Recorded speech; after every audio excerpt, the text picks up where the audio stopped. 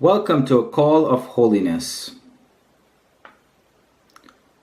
For then shall be great tribulation, such as was not since the beginning of the world to this time, nor ever shall be. And except those days shall be shortened, there shall no flesh be saved.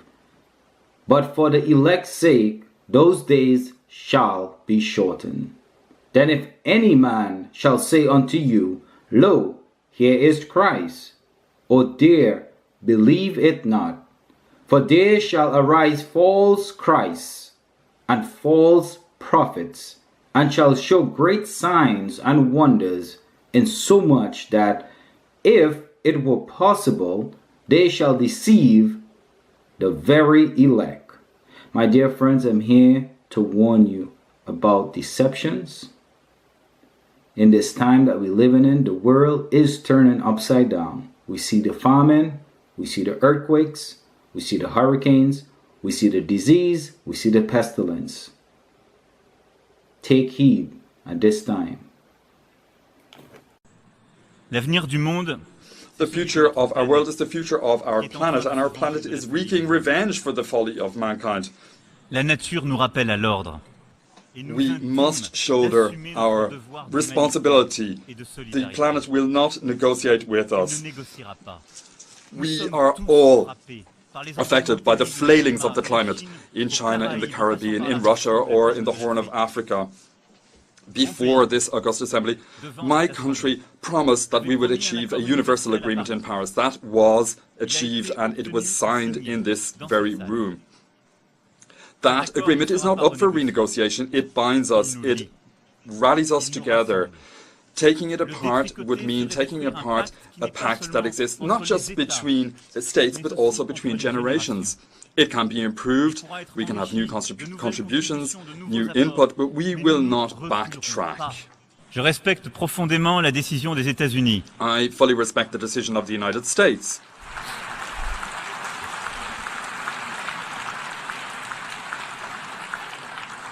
Je respecte profondément la décision des États-Unis. I fully respect the decision of the United States. But the door will always be open. However, we will continue with all governments, alongside local government, cities, enterprises, NGOs and citizens. We will continue to implement the Paris Agreement. On our side, we have the strength of pioneers, we have endurance, we have the certainty and energy of those who wish to build a better world. Notre génération. And our generation faces no other choice, because we must speak up today, and we must speak up for our common future. Thank you. Merci beaucoup.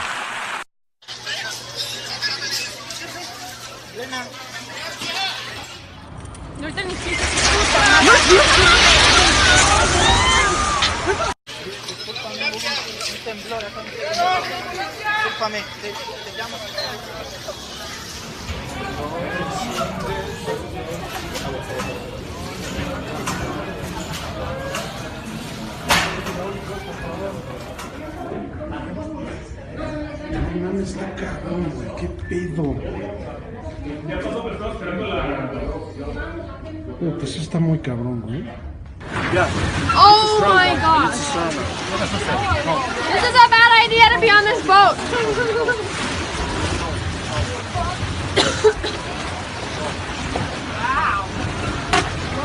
Wow. I just don't want my phone to get wet. Miren la cantidad de bichos que se cayeron. No lo puedo creer. No, impresionante. Pues yo vi uno cayéndose aquí, güey, ahí al ladito. No puede ser.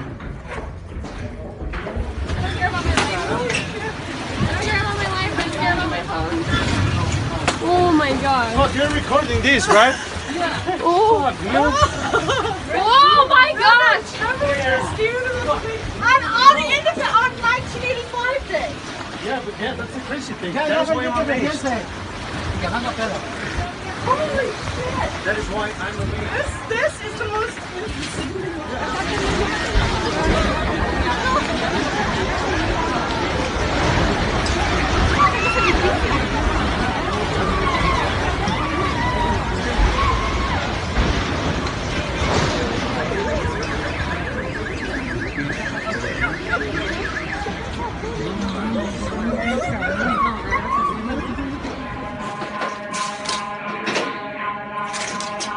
Se cayeron edificios.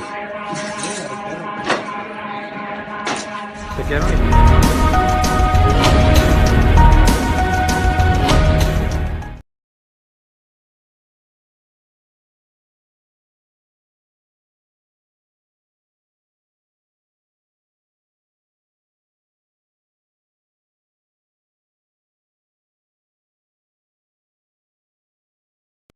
It's a global crisis. According to the United Nations, 1 out of every 9 people suffer from hunger. People in 45 countries don't have access to enough food on a daily basis. How is that possible? Hello, I'm Anand Naidu, and this is The Heat.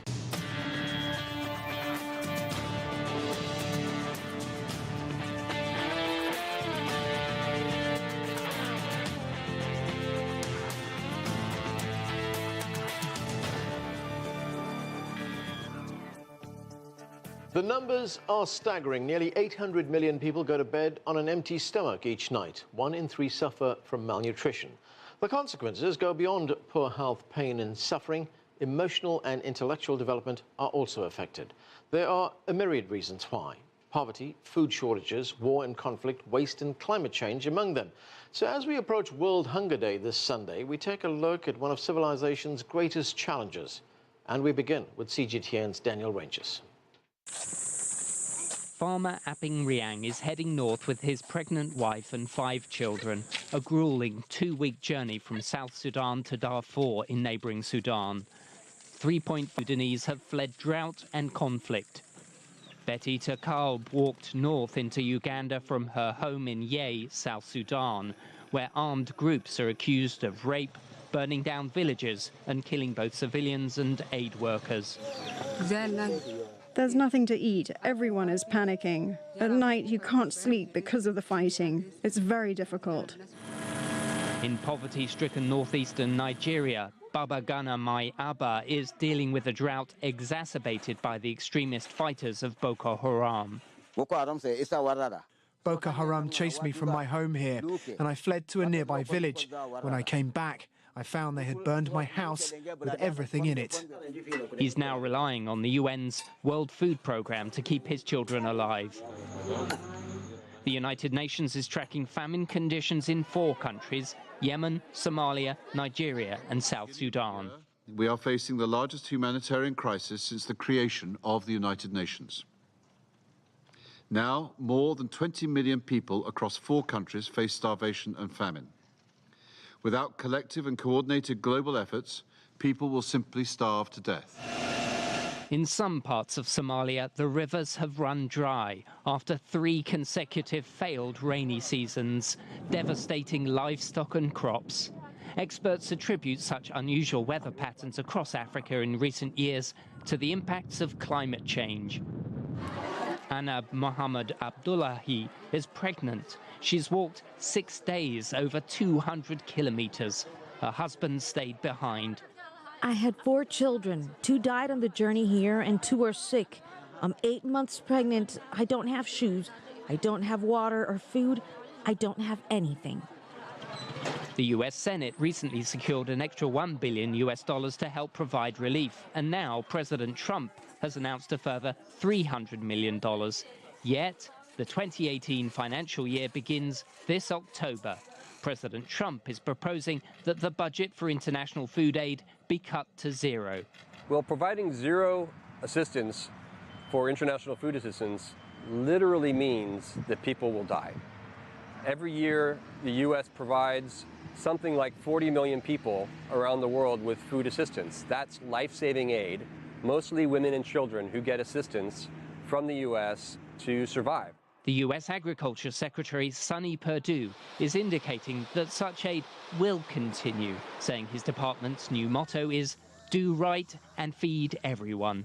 Oxfam is trying to get policymakers to switch focus from the latest White House intrigue to the fact that despite an abundant global food supply, we're facing the worst humanitarian crisis since the Second World War. The US Congress is ultimately responsible for deciding spending priorities and has the power to ensure that the United States remains one of the world's leading humanitarian donors. and the power to prevent more mothers and fathers from watching helplessly as their children's lives hang in the balance. Daniel Renchers, CGTN, Washington.